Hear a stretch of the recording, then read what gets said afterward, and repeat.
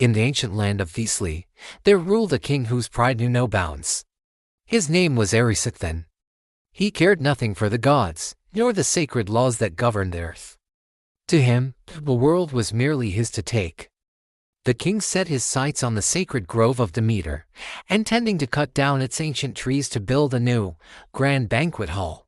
He approached the most ancient oak, a massive tree beloved by the goddess herself. Ignoring the pleas of the forest spirits, he struck. The forest nymphs cried out in horror as the giant tree groaned and fell. But their cries reached the ears of the divine. From the swirling clouds, goddess Demeter appeared. Her fury was a cold, vengeful storm that promised a punishment worse than death. She summoned famine, a wretched, skeletal spirit from the frozen wastes, and sent the shadow to the king's bedside.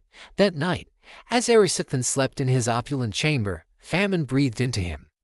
Planting an insatiable void within his soul, the king awoke with a scream. Clutching his stomach, and gnawing, burning hunger had taken hold, one that no amount of food could satisfy. He ordered a feast of 100 oxen, yet the more he ate, the more he craved.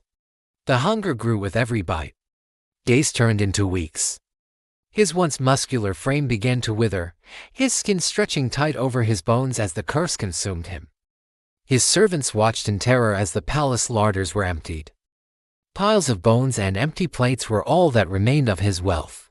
Desperate, the king began to sell his treasures. Golden crowns and royal scepters were traded for sacks of grain, but it was never enough.